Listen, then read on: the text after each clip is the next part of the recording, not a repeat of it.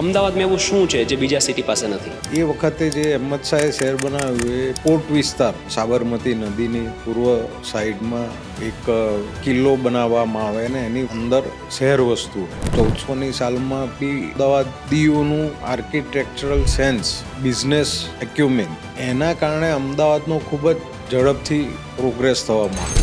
મિત્રો, આજે આપણે વાત કરવાના છીએ અમદાવાદના વારસાની, હિસ્ટ્રીની, અમદાવાદના પ્રોગ્રેસની, કેવી રીતે અહીંયા ડેવલપમેન્ટ થઈ રહ્યું છે. અને આ વાતો કરવા માટે આપણી સાથે ઉપસ્થિત છે શ્રી શેખરભાઈ પટેલ, ગણેશ હાઉસિંગ કોર્પોરેશન લિમિટેડના મેનેજિંગ ડિરેક્ટર અને ક્રેડાઈ ઓલ ઇન્ડિયા પ્રેસિડેન્ટ. એટલા માટે મેં કહ્યું કે રિયલ એસ્ટેટની વાત કરવા માટે he is one of the most credible figures not just in Gujarat but at India level.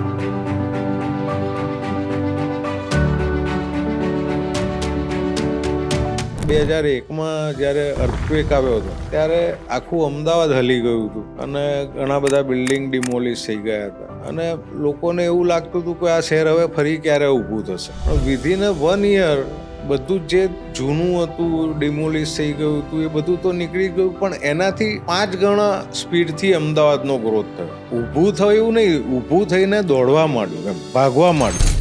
હવે 36માં જો અહીંયા ઓલિમ્પિક થવું હોય તો એની માટે અમદાવાદમાં શું ડેવલપમેન્ટ થવું જોઈએ? Ahmedabad was a natural choice for the hosting such a large game. કેમ કે પહેલાં ઓલિમ્પિક હોસ્ટ કરવા માટે તો પહેલાં તમારું ઇન્ફ્રાસ્ટ્રક્ચર ઓલિમ્પિકના સિટી જેવું હોવું જોઈએ અને સ્ટેડિયમ્સ હોવા જોઈએ, સ્પોર્ટ્સ ફેસિલિટી હોવી જોઈએ, એક સ્પોર્ટ્સ કલ્ચર બી હોવું જોઈએ. ઓલિમ્પિક જેવી મોટામાં મોટી વર્લ્ડની સ્પોર્ટ્સ ઇવેન્ટ ઇન્ડિયામાં હોસ્ટ કરવામાં આવે તો ઇન્ડિયાના યંગ જનરેશનમાં એક સ્પોર્ટ્સ કલ્ચર ડેવલપ થશે અને હેલ્ધી રહેવું હશે તો સ્પોર્ટ્સ અપનાવવું પડશે. એવા કોઈ મુમેન્ટ્સ આવેલા છે કે જ્યાં તમને પણ એવું લાગતું હોય કે યાર ધીસ ઇઝ વેરી ચેલેન્જિંગ, કે તમને કંઈ ફેલિયર જેવું ફીલ થયું હોય કે ડાઉનફોલ જેવું ફીલ થયું હોય અને પછી how did you come out of it? જીવનમાં છે ને માણસ ફેલિયર ફેસ ના કરી શકે ને તો એને સક્સેસ મળે નહીં. એવું હું મારા 3 દાયકાના એક્સપિરિયન્સમાંથી શીખ્યો છું. મારી લાઈફમાં બી ઘણા બધા એવા કામ હતા જ્યાં મને ફેલ્યોર મળ્યું છે, એવું નથી કે નથી થયું. ઘણા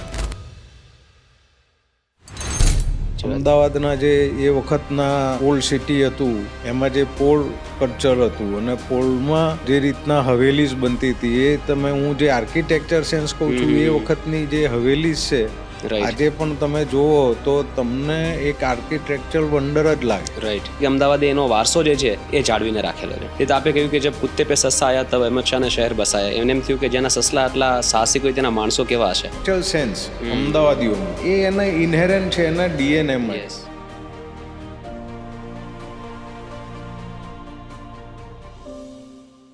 નમસ્કાર મિત્રો, સ્વાગત છે આજના ખૂબ જ ખાસ એપિસોડમાં. મિત્રો, પૂર્વ અમદાવાદના દિલની વાત એ જે આપણે સિરીઝ કરી રહ્યા છીએ અદાણી રિયાલિટી માટે, એમાં આ એક ખૂબ જ ખાસ એપિસોડ એટલા માટે છે કારણ કે રિયલ એસ્ટેટની વાત કરવા માટે આજે જે આપણા ગેસ્ટ છે એના કરતાં વધારે ક્રેડિબલ ફિગર માત્ર ગુજરાતમાં ને કદાચ ભારતમાં તમને બહુ ઓછા મળશે. યસ મિત્રો, આજે આપણે વાત કરવાના છીએ અમદાવાદના વારસાની, હિસ્ટ્રીની, અમદાવાદના પ્રોગ્રેસની, કેવી રીતે અહીંયા ડેવલપમેન્ટ થઈ રહ્યું છે, અમદાવાદને ફ્યુચરમાં કેવી રીતે જોઈ શકાય અને 3 પેઢી અમદાવાદ સાથે કેવી રીતે કનેક્ટ કરે છે. આ બધી વાતો આજે આપણે ખૂબ જ ડિટેલમાં કરવાના છીએ અને આ વાતો કરવા માટે આપણી સાથે ઉપસ્થિત છે શ્રી શેખરભાઈ પટેલ, ગણેશ હાઉસિંગ કોર્પોરેશન લિમિટેડના મેનેજિંગ ડિરેક્ટર અને ક્રેડાઈ ઓલ ઇન્ડિયા પ્રેસિડેન્ટ. એટલા માટે મેં કહ્યું કે રિયલ એસ્ટેટની વાત કરવા માટે he is one of the most credible figures not just in Gujarat but at India level. તો આજે આપણે ઘણું બધું જાણવાના છીએ, ઘણું બધું શીખવાના છીએ. મારે અમદાવાદ વિશે એમની પાસેથી ઘણું બધું જાણવું છે અને ખાસ કરીને રિયલ એસ્ટેટ વિશે ઘણી બધી માહિતી આજે મેળવી છે. તો ચલો શરૂ કરીએ. જય શ્રી ગણેશ. જય ગણેશ. પહેલા તો જયભાઈ, તમારા વિશે જાણીને મને ખાસો આનંદ થયો અને યુ આર જસ્ટ 33 અને જે રીતે આપ અત્યારે પબ્લિક ફિગર બની ગયા છો 33 વર્ષની ઉંમરે, કોંગ્રેચ્યુલેશન ફોર દેટ. ખૂબ ખૂબ આભાર. Thank you so much. Adani realty એ આ જે ટોપિક પકડ્યો છે કે અમદાવાદ પૂર્વ, ખાસ કરીને પૂર્વ Ahmedabad, I must congratulate to Adani realty team. Yes yes, definitely, absolutely. શેખરભાઈ, આપણે વાત અમદાવાદથી જ શરૂઆત કરીએ. અમદાવાદમાં એવું શું છે જે બીજા સિટી પાસે નથી? અમદાવાદમાં દરેક સિટી પાસે કંઈકનું કંઈક હોય છે. એવું નથી કે દરેક સિટીની એક ફ્લેવર અલગ હોય છે. અમદાવાદની એક ફ્લેવર અલગ છે અને અમદાવાદનું એક કલ્ચર અલગ છે. જ્યારે અમદાવાદ આઈ થિંક 900ની સાલમાં અહીંયા એક આશાપલ્લી ભીલ હતા અને એમને એક 15-20 ગામ અમદાવાદમાં આજુબાજુના 15-20 ગામ છે, એ 15-20 ગામના એ પ્રમુખ હતા. એટલે આ એરિયાનું નામ 900ની સાલમાં આશાપલ્લી હતું. બરાબર. અને એ પછીથી કર્ણદેવે આશાપલ્લી ભીલની ને કર્ણદેવની એક નાની વોર થઈ ને એમાં કર્ણદેવ વોર જીત્યા ને પછી એમણે કર્ણાવતી શહેર બનાવ્યું અને 100-150 વર્ષ ચાલ્યું હશે કર્ણાવતી શહેર. સમયમાં કોઈક સમયની થાપટમાં લુપ્ત બી થઈ ગયું. એ પછીથી અહેમદ શાહ બાદશાહ સાબરમતી કિનારે ફરવા નીકળ્યા. એક ફેમસ સ્ટોરી છે. અને એમણે જોયું કે અહીંયા આગળ પેલું એક કહેવત છે ને કે જબ કુત્તે પે સસ્તા આયા તબ અહેમદ શાહને શહેર બસાયા. એટલે એમને એવું લાગ્યું કે ત્યારે અમદાવાદ થયું 1400 અહેમદ શાહે કંઈક 1400ની સેન્ચુરીમાં અમદાવાદની સ્થાપના કરી. અને ત્યારથી અમદાવાદ શહેર અમદાવાદ તરીકે ઓળખાય છે. અને અમદાવાદનો જે વિકાસ એ વખતે જે અહેમદ શાહે શહેર બનાવ્યું એ કોટ વિસ્તાર કહેવાય કે પૂર્વ અમદાવાદમાં સાબરમતી નદીની પૂર્વ સાઈડમાં એક કોટ બનાવ્યો છે. એ વખતના ટાઈમનું એ ડેવલપમેન્ટ પેટર્ન હતી કે કિલ્લો બનાવવામાં આવે ને એની અંદર શહેર વસ્તુ હોય. અને અમદાવાદની પ્રજા એ વખતની પણ 1400ની સાલમાં બી એ વખતે બી અમદાવાદીઓનું આર્કિટેક્ચરલ સેન્સ અને બિઝનેસ એક્યુમેન એના કારણે અમદાવાદનો ખૂબ જ ઝડપથી પ્રોગ્રેસ થવા માંડ્યો. રાઈટ. એટલે જે કોટ વિસ્તારમાં અમદાવાદ બનાવવામાં આવેલું હતું કે બનેલું હતું એ ખૂબ જ ઓછા સમયમાં એ જગ્યા ઓછી પડવા માંડી. એટલે કોટ વિસ્તારની બહાર બધું ડેવલપમેન્ટ ચાલુ થયું અને વર્ષો જતાં આજે 18મી સદીમાં તો અમદાવાદમાં જ્યારે ઇન્ડિયામાં ટેક્સટાઇલની જ્યારે અંગ્રેજો આવ્યા અને ટેક્સટાઇલની બધી વાતો ચાલુ થઈને ટેક્સટાઇલ મિલ્સની વાતો ચાલુ થઈ ત્યારે અમદાવાદના જ બિઝનેસમેન એવા હતા કે જે પહેલાં એ લોકોએ એ ઓપોર્ચ્યુનિટી ગ્રેબ કરી. રાઈટ. અને અમદાવાદમાં ટેક્સટાઇલ મિલ ચાલુ થઈ 18મી સદીથી. રાઈટ. અને એક પછી એક ટેક્સટાઇલ મિલ એટલી બધી બની કે આખા ઇન્ડિયામાં મળીને જેટલી ટેક્સટાઇલ મિલ હતી એનાથી વધારે અમદાવાદમાં ટેક્સટાઇલ મિલ હતી. એટલે અમદાવાદ શહેર એ વખતે જેમ લંડનમાં ટેક્સટાઇલ હબ એટલે યુકેમાં ટેક્સટાઇલ હબ માન્ચેસ્ટર હતું એટલે અમદાવાદને બી પછી ઇન્ડિયાનું માન્ચેસ્ટર સિટી તરીકે અમદાવાદ ઓળખાતું થયું. એટલે આઈ થિંક અમદાવાદના લોકોમાં એક ડેવલપમેન્ટ માટેની એક આર્કિટેક્ચરલ સેન્સ માટેની અને એક આગળ વધવાની એક ભૂખ છે અને સાથે સાથે કલ્ચર બી એન્જોય કરે છે. આજની તારીખમાં બી જે 500 વર્ષ જૂનું કલ્ચર કે 1000 વર્ષ જૂનું કલ્ચર તમને અમદાવાદમાં જોવા મળશે. અમદાવાદના જે એ વખતના ઓલ્ડ સિટી હતું એમાં જે પોળ કલ્ચર હતું અને પોળમાં જે બધું જે રીતના હવેલીસ બનતી હતી એ હું જે આર્કિટેક્ચર સેન્સ કહું છું એ વખતની જે હવેલીસ છે આજે પણ તમે જુઓ તો તમને એક આર્કિટેક્ચરલ વંડર જ લાગે. રાઈટ. કેમ કે એ વખતે જ્યારે પ્લાન કર્યું હતું ત્યારે કમ્પ્લીટલી વાસ્તુ અને જે વાસ્તુમાં મેઇન વસ્તુ જોતા હોય છે પંચમહાભૂત એ બધી જ વસ્તુઓનું ધ્યાન રાખ્યું હતું. પ્લસ એમાં drainage system water storage system એ બધું ધ્યાન રાખીને એ બધી હવેલીઓ બનાવવામાં આવી હતી કે બધી પોળો બનાવવામાં આવી હતી. આજે બી તમે પોળના મકાનમાં જાઓ તો ત્યાં નીચે એક રેન વોટર હાર્વેસ્ટિંગ એટલે રેન વોટર માટેનું સ્ટોરેજ માટેની એક ટેન્ક તમને બધા ઘરમાં જોવા મળશે. જે વર્ષો જતા ભારતનું જે રીતે ફાસ્ટ ગ્રોથ થયો એમાં એ નીકળી ગયું પણ that water is the best water for drinking and irrigation also. Right. એટલે આ જે સેન્સ હતી એ બહુ સરસ સેન્સ હતી અને છે આજની તારીખ. રાઈટ. એટલે અમદાવાદની એક યુનિકનેસ કહીએ તો અમદાવાદે જે વારસો છે ને એ જાળવ્યો છે. એ તો આપે કહ્યું કે જબ કુત્તે પે સસ્તા આયા તબ અહેમદ શાહને શહેર બસાયા. એમ થયું કે જેના સસલા આટલા સાહસિક હોય તેના માણસો કેવા હશે અને એ વારસો અમદાવાદીઓએ જાળવી રાખ્યો છે. એ જ સાહસિકતા, એ જ ફોરસાઇટેડનેસ, દૂરંદેશી, શહેર પ્રત્યેનો પ્રેમ અને જે રીતે આપણે વાત કહી કે એ સમયનું જે રેઇન વોટર હાર્વેસ્ટિંગ કે એ સમયનું જે આર્કિટેક્ચરલ જે વન્ડર્સ આપણે પોળોમાં ને બધી જગ્યાએ જોવા મળે છે કે એનાથી ભારતે પણ ઘણું બધું શીખ્યું છે અને આમ પણ અમદાવાદે ભારતને ઘણું બધું આપ્યું છે. આવા સરસ લીડર્સ આપેલા છે કે નોટ જસ્ટ નાવ બટ આઝાદીથી લઈને અત્યાર સુધી ઘણા બધા લીડર્સ આપેલા છે. માન્ચેસ્ટર ઓફ ઈસ્ટ કહેવાતું નોટ જસ્ટ ઇન્ડિયા તો એ હિસાબથી જોઈએ તો અમદાવાદનું મને એવું લાગે છે યુનિકનેસ એ છે કે અમદાવાદે એનો વારસો જે છે એ જાળવીને રાખેલો છે. ચોક્કસ. તમે હું જે શબ્દો નતો પકડી શકતો એ શબ્દો આપે પકડાય. શેખરભાઈ, તમે અગર આપણે જો ગણેશ હાઉસિંગની હિસ્ટ્રી જોઈએ, જર્ની જોઈએ, તો you are the second generation, right? મારે જર્ની આખી જાણવી છે, લોકો સુધી પહોંચાડવી છે કે how did Ganesh housing become one of the largest developers not just in Ahmedabad but in Gujarat. અગર તમે જર્ની મને બ્રીફલી કહી શકો ને પછી તમારી પણ જર્ની મને જણાવો. હા, એટલે I think Ganesh housing 60s એટલે my father was a farmer. Right. એ ખેડૂત પણ હતા અને એમની એક નાની રેસ્ટોરન્ટ હતી જ્યાં ફાફડા જલેબીની દુકાન હોય ગામની બાળે. એટલે રાત્રે રેસ્ટોરન્ટ ઉપર કામ કરતા અને સવારે રેસ્ટોરન્ટ પર કામ કરતા અને રાત્રે ખેતરમાં કામ કરતા. પણ ત્યાંથી એમને એક અમદાવાદી નેચર અને અમદાવાદનું જે કલ્ચર છે કે ભાઈ જીસ છે કે ગમે તેમ કરીને ગ્રોથ કરવો છે, પ્રોગ્રેસ કરવો છે. ઈ સ્ટાર્ટેડ ઈ જર્ની, એક બિઝનેસ જર્ની ચાલુ કરી, અલગ અલગ બિઝનેસ ટ્રાય કર્યા અને એમાંથી પછી છેલ્લે એક સિમેન્ટ બિઝનેસ અને સિમેન્ટ બિઝનેસમાંથી રિયલ એસ્ટેટ. એટલે 68માં ગણેશ હાઉસિંગની સ્થાપના થઈ. ગોવિંદભાઈ સી પટેલે સ્થાપના કરી અને પછી ગણેશ હાઉસિંગનો ડે બાય ડે જે ગ્રોથ થયો છે અને 92માં આઈ જોઈન ધ બિઝનેસ અને પછી એમની લીગસીને જેટલી આગળ લઈ જઈ શકાય રાઈટ એટલું લઈ જવાનો પ્રયત્ન કર્યો છે. એટલે જ્યારે આપણે અમદાવાદ, ઇન્ડિયા અને એનું રિયલ એસ્ટેટ અને એની વાત કરતા હોઈએ ત્યારે મને નથી લાગતું કે ગણેશ હાઉસિંગનું બહુ ડિટેલમાં, પણ આ બેઝિક સ્ટોરી છે ગણેશ હાઉસિંગને. અને મારી કોઈ સ્ટોરી જ નથી. આઈ એમ બ્લેસ્ડ કે હું ગોવિંદભાઈના ત્યાં જન્મ્યો, સેકન્ડ જનરેશન છું અને કાઇન્ડ ઓફ તમે કહી શકો કે Born with the golden spoon.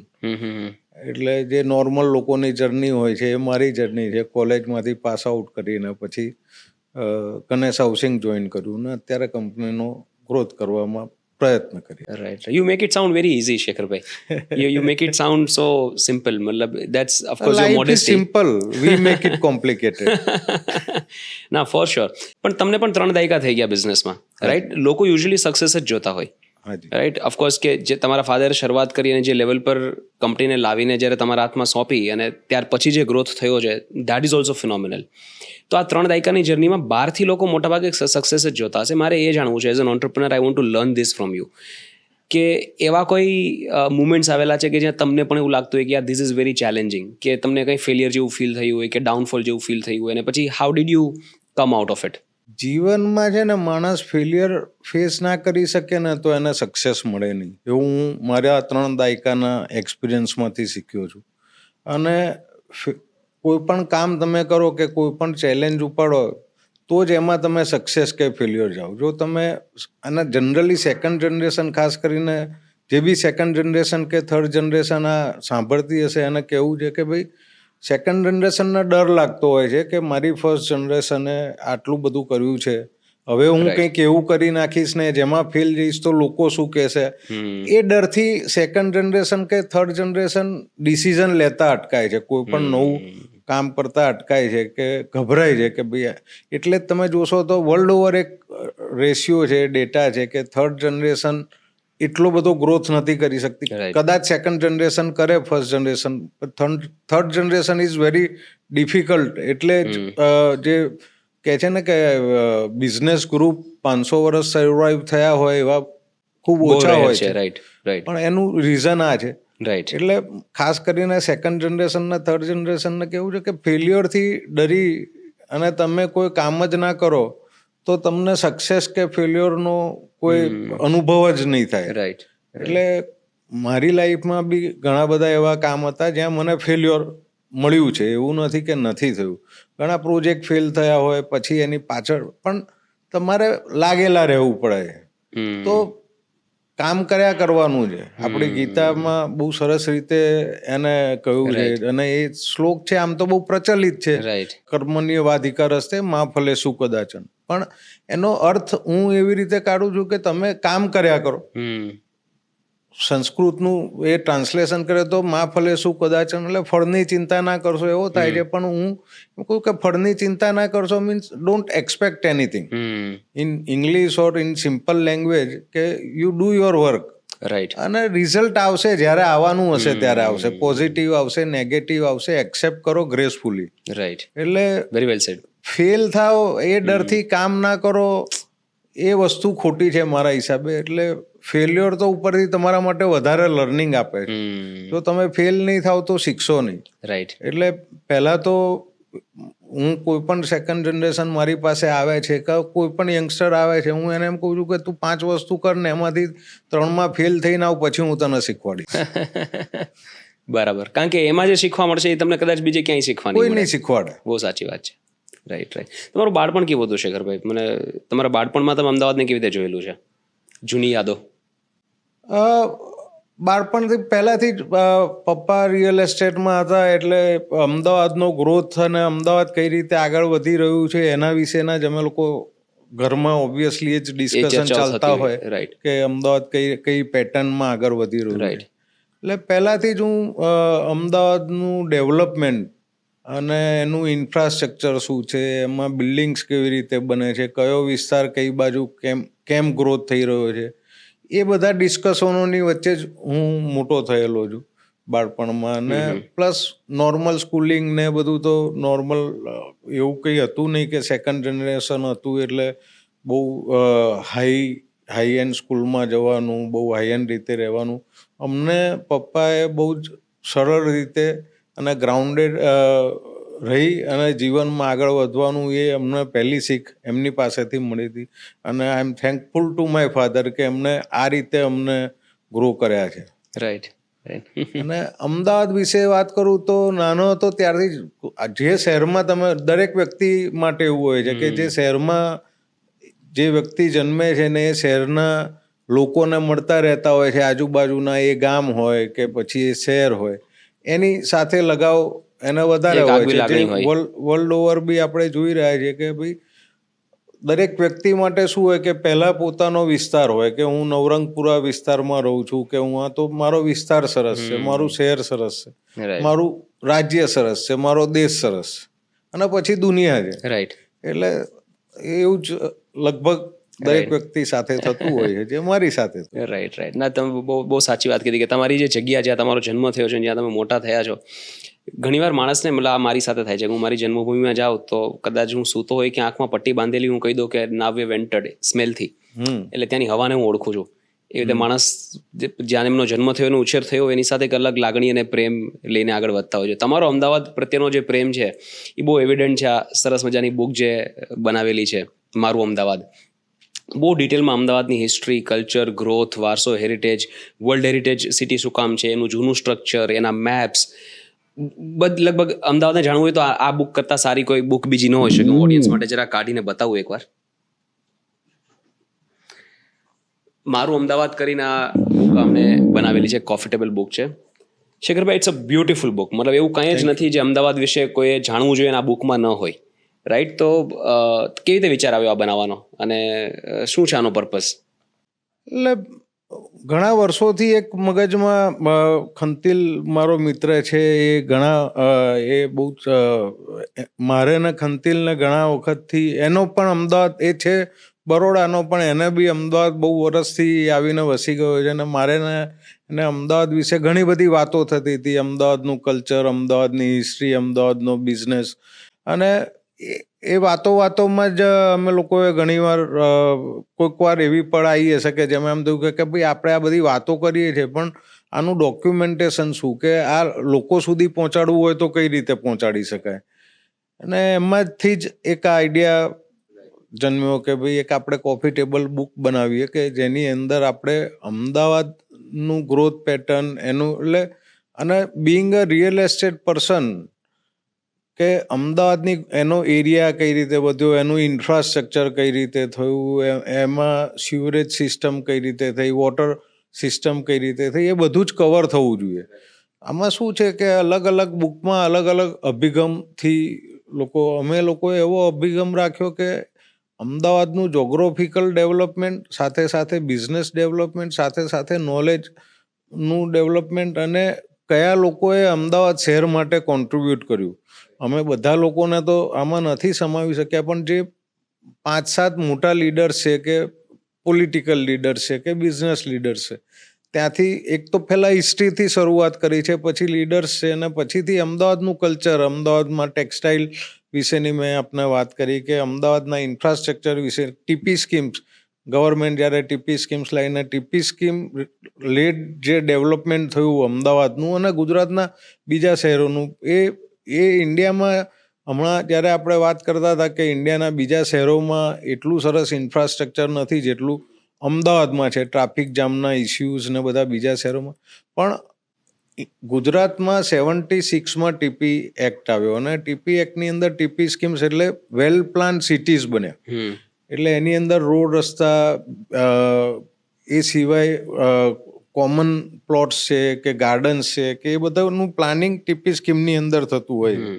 અને એના કારણે ગુજરાતના શહેરો અને ખાસ કરીને અમદાવાદનો બહુ સરસ રીતે વિકાસ થયો. એટલે એ અમદાવાદનો આજનો જે વિકાસ, અને આપણે વાતો કરીએ છીએ કે બીજા શહેરો કરતાં અમદાવાદનું ઇન્ફ્રાસ્ટ્રક્ચર વધારે સારું છે, એ ખાસ કરીને આ ટીપી સ્કીમ, ટીપી એક્ટને આભારી છે. એટલે ગુજરાત સરકારે 76માં જેણે પણ આ વસ્તુ વિચારી હશે, બહુ સરસ એનો વિચાર થયો અને અમલ થયો. પણ આના બીજ ક્યારે રોપાય? રાઈટ. ઇન્ટરેસ્ટિંગ વસ્તુ એ છે, રાઈટ, કેમ કે અમદાવાદ, તમે સમજો કે અમદાવાદમાં પહેલાથી જ મેં શરૂઆત કરી ત્યારે જ કહ્યું કે અમદાવાદમાં એક આર્કિટેક્ચરલ સેન્સ અમદાવાદીઓમાં એ એના ઇનહેરન્ટ છે, એના ડીએનએમાં. ત્યારે ભારતમાં કોઈ વિચાર કરતું નહોતું કે કોઈ યુનિવર્સિટી બનાવવા માટે કે એના માટે કે કોઈ ઘર બનાવવા માટે ફોરેનથી આર્કિટેક્ટ આવે કે ત્યાંથી.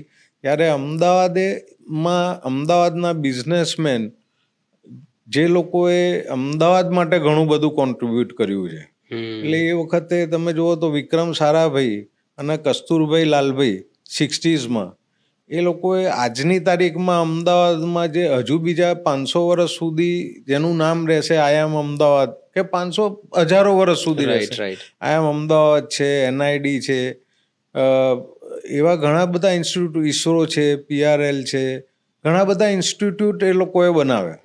અને એના પ્લાનિંગ માટે એવું અહીંયા અમદાવાદમાં એવું નહોતું કે ગુજરાતમાં કે ઇન્ડિયામાં આર્કિટેક્ટ્સ નહોતા, પણ એક એમને એવો વિચાર હતો કે એક એવું સ્ટ્રક્ચર બનાવવું છે, કે એવી ઇન્સ્ટિટ્યૂટ બનાવવી છે કે જેની અંદર વાઇબ્રેશન્સ હોય અને જેનું પ્લાનિંગ અલગ રીતે થયેલું હોય. એટલે એ વખતે એ લોકોએ વિદેશથી જે આ લુઈ કાન ને એ છે આર્કિટેક્ટને એમને હાયર કર્યા, ફ્રેન્ચ આર્કિટેક્ટ્સને બોલાવેલા. I think French architect Lucien I think designed I M Ahmedabad. Right. એટલે એ બધા આર્કિટેક્ટ્સ અહીંયા આવ્યા અને અમદાવાદની અંદર, અને જે આજે આઈઆઈએમ અમદાવાદ જોઈએ છે કે એનઆઈડી જોઈએ છે, આજે પણ તમને એવું લાગે કે આ સ્ટ્રક્ચર ક્યારે જૂનું જ નહીં થાય, આ બિલ્ડિંગ ક્યારે ટાઈમલેસ સ્ટ્રક્ચર છે. અને એ વખતે સેપ્ટની બી સ્થાપના કરી આજ લોકોએ. અને સેપ્ટ યુનિવર્સિટી એવી વસ્તુ છે કે જેણે અમદાવાદના ઘણા બધા આર્કિટેક્ટ્સ આપ્યા. અને અત્યારે આમ જોવો તો ઇન્ડિયાનું આર્કિટેક્ચરલ હબ એ અમદાવાદ છે. રાઈટ. એટલે અમદાવાદનું જે ડેવલપમેન્ટ ને આર્કિટેક્ચરલ સેન્સ છે એ બધામાંથી આ બહાર આવ્યું છે, જે ટીપી સ્કીમ ને બધું. કેમ કે અમદાવાદમાં પોતાની પાસે જ આર્કિટેક્ટ્સ એટલા બધા હતા, પોતાની પાસે ડિઝાઇન સેન્સ એટલી બધી હતી કે એ વખતે પોલિટિકલ કેપિટલ ગુજરાતનું અમદાવાદ હતું. અને મને એક્ઝેક્ટ હિસ્ટ્રી નથી ખબર, પણ આમાંના જ કોઈક સારા આર્કિટેક્ટ કે સારા ટાઉન પ્લાનરે આ વસ્તુનો સુઝાવ આપ્યો હશે ટીપી એક્ટનો, અને ટીપી સ્કીમ બની હશે. એટલે આજે છે ને બેઝિક તો અમદાવાદના નેચરમાંથી જ આવ્યું છે. અને અત્યારે હું તમને કહી શકું કે આ ટીપી એક્ટ આપણો એટલો સક્સેસફુલ છે કે બીજા બધા સ્ટેટ આનું કોપી કરી રહ્યા છે, અને 6-7 સ્ટેટમાં આનું ઇમ્પ્લિમેન્ટેશન થઈ ગયું છે. અને અત્યારે હવે ભારત સરકાર એવું વિચારી રહી છે કે દરેક સ્ટેટમાં ટીપી એક્ટ હોવો જોઈએ અને TP schemes related led development થવું જોઈએ, તો જેના કારણે ભવિષ્યમાં શહેરોનો વિકાસ સારો થાય. 2036માં આપણે બધા એક્સપેક્ટ કરીએ છીએ કે કદાચ ઓલિમ્પિક્સ અમદાવાદમાં થાય. અમદાવાદનો વિકાસ નો ડાઉટ બહુ જ સારો થયો છે. છેલ્લા 10-15 વર્ષમાં એક્સેપ્શનલ ગ્રોથ કહી શકાય કે સિટીનો થયો છે, અને city is Bing planned for the future. આપણે છેલ્લા 10 વર્ષમાં જોતા આવ્યા છે કે આજથી 2-5 વર્ષ પછીનું પ્લાનિંગ આપણને અત્યારે જોવા મળતું હોય. લોંગ ટર્મ પ્લાનિંગ તો લીડર્સ કરતા જ હશે ફોર શ્યોર, કદાચ આપણી નજર સામે કે આપણા નોલેજમાં ન હોય. હવે 36માં જો અહીંયા ઓલિમ્પિક થવું હોય તો એની માટે અમદાવાદમાં શું ડેવલપમેન્ટ થવું જોઈએ, અને આપણે એ ડિરેક્શનમાં કેટલા ફાસ્ટ જઈ રહ્યા છીએ? How far are we from being Olympic ready? એટલે 2036નું ઓલિમ્પિક અમદાવાદમાં કરવું એનું બીજ રોપાયું હશે મારા ખ્યાલથી આજથી 5 વર્ષ પહેલા. એટલે આજે આપણે 2025માં જ્યારે આ બધું સરફેસ થયું છે ત્યારે વાતો કરીએ છીએ. રાઈટ. પણ આઈ થિંક 2020માં આપણા પ્રધાનમંત્રી શ્રીને કેમ કે વર્ષોથી એમનો એક લગાવ સ્પોર્ટ્સ ઇન્ફ્રાસ્ટ્રક્ચર ડેવલપમેન્ટનો, ઓલિમ્પિક કરતાં બી વર્ષોથી જ્યારે ચીફ મિનિસ્ટર બી હતા ત્યારે આપના ખ્યાલ હોય તો ખેલો ગુજરાત ને ઘણી બધી સ્પોર્ટ્સ, એટલે એમનો સ્પોર્ટ્સ માટેનો એક લગાવ ખૂબ જ છે. રહેલો છે. રાઈટ. યોગ જે છે યોગને આજે એમને વિશ્વ ફલક ઉપર મૂકી દીધું છે. 100%. એટલે એ વર્ષો પહેલા એમના મગજમાં હતું જ કે ભાઈ ઇન્ડિયામાં સ્પોર્ટ્સનો વિકાસ કઈ રીતે થાય અને સ્પોર્ટ્સનું ઇન્ફ્રાસ્ટ્રક્ચરનું ડેવલપમેન્ટ કઈ રીતે થાય. એટલે એ ચીફ મિનિસ્ટર હતા ત્યારે એમનાથી જે સ્ટેટ લેવલે થઈ શકતું હતું એ એમણે કામ કર્યું હતું. એ પછી જ્યારે સેન્ટ્રલમાં ગયા એટલે હું તો કહું છું 2020 નહીં પણ 2014થી જ ઓલિમ્પિકના બીજ એમના મગજમાં રોપાયા છે. જ્યારે પ્રાઇમ મિનિસ્ટર બન્યા પછીથી સ્પોર્ટ્સ પાછળ, સ્પોર્ટ્સ ઇન્ફ્રાસ્ટ્રક્ચર પાછળ, અલગ અલગ સ્ટેટમાં શું કામ થવું જોઈએ એના પાછળ એ પોતે પોતાનો એક ડેડિકેટેડ ટાઈમ આપે છે. અને એના 2014 પછી તમે જોશો તો ઇન્ડિયામાં સ્પોર્ટ્સ ઇન્ફ્રાસ્ટ્રક્ચરનો ખૂબ જ વધારે વિકાસ થયો છે. અને Olympic is the EPIC of sports. એટલે એક એમણે એવું ડ્રીમ જોયું કે ભાઈ એક ઓલિમ્પિક જેવી મોટામાં મોટી વર્લ્ડની સ્પોર્ટ્સ ઇવેન્ટ ઇન્ડિયામાં હોસ્ટ કરવામાં આવે તો ઇન્ડિયાના યંગ જનરેશનમાં એક સ્પોર્ટ્સ કલ્ચર ડેવલપ થશે. અને ઇન્ડિયા એ જેટલું યંગ ઇન્ડિયા છે પણ હેલ્ધી ઇન્ડિયા રહેવું બી એટલું જ જરૂરી છે. એટલે હેલ્ધી રહેવું હશે તો સ્પોર્ટ્સ અપનાવવું પડશે. એટલે એના માટેનું એક આ એમનું એક એપિક વસ્તુ વિચારી કે 2036માં ઓલિમ્પિક, એટલે જે અવેલેબલ હતું તો કે 2036 અવેલેબલ છે, હવે નેક્સ્ટ ઓલિમ્પિક ક્યારે થઈ શકે અને આપણે ક્યારે એ ઇન્ફ્રાસ્ટ્રક્ચર કરી શકીએ. તો 2036નું ઓલિમ્પિક ડ્રીમ પીએમથી સ્ટાર્ટ થયું. પીએમએ ડ્રીમ નક્કી કર્યું. મિટિંગો ચાલુ થઈ હશે 5-1 વર્ષ પહેલાથી, ક્યાં થવું જોઈએ ઓલિમ્પિક. બિંગ ફ્રોમ ગુજરાત અને અમદાવાદ, ગાંધીનગરમાં એમણે મેક્સિમમ સમય કામ કરેલું છે. એટલે એમને ખબર છે કે અમદાવાદની તાસીર શું છે, અમદાવાદીઓ આને કઈ રીતે અપનાવશે, અને સ્ટેટ ગવર્મેન્ટ અને ઓથોરિટી લોકો કઈ રીતે આમાં ઓલિમ્પિક હોસ્ટ કરવી એ નાનું કામ છે નહીં. રાઈટ. એટલે ભારતમાં ઘણી જગ્યાએ અત્યારે વાતો થતી હોય છે, ક્રિટિસાઇઝ બી થતું હોય છે, કેમ અમદાવાદમાં ઓલિમ્પિક, કેમ બોમ્બેમાં કેમ નહીં, દિલ્હીમાં કેમ નહીં, કે બીજા મોટા શહેરોમાં કેમ નહીં, ને અમદાવાદમાં કેમ ઓલિમ્પિક. મોદી સાહેબ ગુજરાતના છે એટલે અહીંયા અમદાવાદમાં ઓલિમ્પિક થઈ રહ્યું છે, અમદાવાદને પ્રમોટ કરી રહ્યા છે. પણ મારા ખ્યાલથી હું સમજુ છું ત્યાં સુધી એવું નથી. કેમ કે પોતે જે જોગ્રાફીને સમજે છે, જ્યાંના લોકોને સમજે છે, અમદાવાદનું નેચર સમજે છે, કે અમદાવાદ આને કેટલું ઇઝીલી એક્સેપ્ટ કરી લેશે એ સમજે છે. એના કારણે મારા ખ્યાલથી એમને અમદાવાદ ઉપર ચોઈસ ઉતારી છે. બાકી એવા ઘણા બધા પ્રોજેક્ટ છે જેમને બીજા બધા શહેરોમાં કર્યા છે ઇન્ડિયાના. કેમ એ બધા પ્રોજેક્ટ, જો એવું જ હોય તો કેમ એ બધા પ્રોજેક્ટ અમદાવાદમાં ના કરે? એટલે I think Ahmedabad was a natural choice for the hosting such a large game. હવે ઓલિમ્પિક 2036 માટે અત્યારે આપણે બીડ કરી રહ્યા છીએ, પણ 2020થી ગુજરાત સરકાર એ પણ આની અંદર ખૂબ જ પ્રયત્નો અને તૈયારી કરવાનું, ઇન્ફ્રાસ્ટ્રક્ચર કેવું હોવું જોઈએ, સ્ટેડિયમ. કેમ કે પહેલાં ઓલિમ્પિક હોસ્ટ કરવા માટે તો પહેલાં તમારું ઇન્ફ્રાસ્ટ્રક્ચર ઓલિમ્પિકના સિટી જેવું હોવું જોઈએ. એટલે અને સ્ટેડિયમ્સ હોવા જોઈએ, સ્પોર્ટ્સ ફેસિલિટી હોવી જોઈએ, એક સ્પોર્ટ્સ કલ્ચર બી હોવું જોઈએ, અને ઘણી બધી વસ્તુઓની રિક્વાયરમેન્ટ હોય છે. રાઈટ. એ બધી સરકાર લેવલે તો અત્યારે ડેડિકેટેડ ટીમ ઓલિમ્પિક માટે કામ કરી રહી છે અને ઓલિમ્પિક આવતા પહેલાં આટલી મોટી ગેમનો એક્સપિરિયન્સ થાય એટલા માટે આપણે ગુજરાત સરકારે બીડ કર્યું હતું કે પોલીસ અને ફાયર નું વર્લ્ડ ગેમ્સ એ ગુજરાતમાં એ બીડ કર્યું હતું અને 29 માટે એનું હોસ્ટ કરવાનું આપણને અપ્રુવલ મળી ગઈ છે. એટલે ગુજરાત અમદાવાદમાં એ ગેમ્સ એટલે વર્લ્ડ લેવલની પહેલું એ ઓર્ગેનાઇઝ થશે 29માં right world police and fire games. આપણે કોમનવેલ્થ ગેમ માટે બી બીડ કરી રહ્યા છે અને મોસ્ટ પ્રોબેબલી આપણું ફાઇનલ બી છે એટલે 2030માં આપણે આ ગેમ્સ કોમનવેલ્થ ગેમ્સનું આયોજન કરીશું. એટલે આ બધા આયોજનોથી આપણે ઓલિમ્પિક માટેની તૈયારીનો ભાગરૂપ આ બધા આયોજન છે. અને અમદાવાદે એક તો અમદાવાદના નેચરમાં છે કે કોઈ પણ વસ્તુ અમદાવાદ બહુ રેઝિલિયન્ટ શહેર છે અને અમદાવાદીઓ નો નેચર બી બહુ જ રેઝિલિયન્ટ છે. કોઈ બી નવી વસ્તુ સાથે તરત એડોપ્ટ થઈ જવું એ આપણો નેચર છે અહીંયા અમદાવાદનો.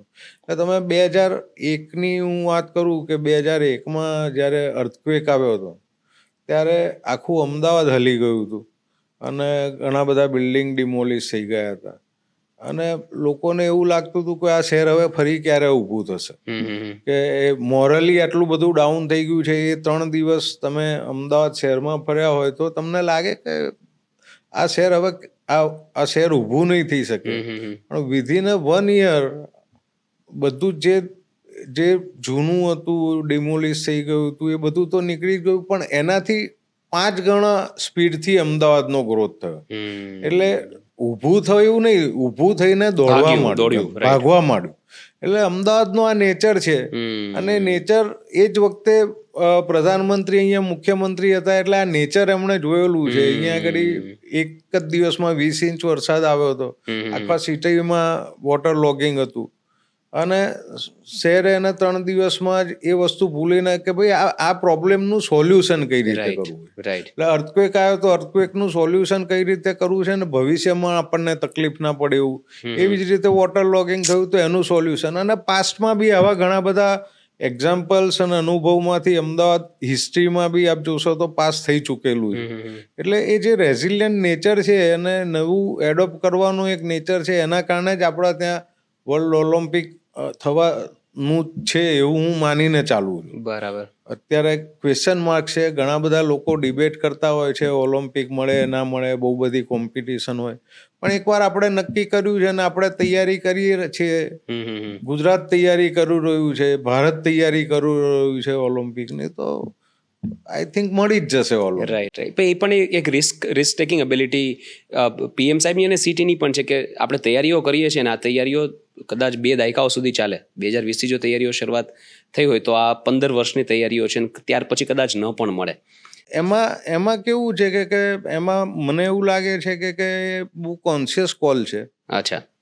કોન્શિયસ કોલ એટલા માટે કહીશ કે ભાઈ ઓલિમ્પિક સપોઝ 1% ના મળ્યું, હું એવું માનું છું 99% મળી જશે, 1% ના મળ્યું પણ એક સ્પોર્ટ્સ ઇન્ફ્રાસ્ટ્રક્ચર તો થઈ જશે, કલ્ચર ડેવલપ થશે, સ્પોર્ટ્સ ઇન્ફ્રાસ્ટ્રક્ચર ડેવલપ થશે. આજે અમદાવાદ કે ગુજરાત કે ઇન્ડિયાની અંદર સ્પોર્ટ્સ માટે જે આજે લોકોને ઉત્સાહ છે, એ જાગૃતિ છે સ્પોર્ટ્સ માટેની, જે પહેલા ક્યારેય નહોતી.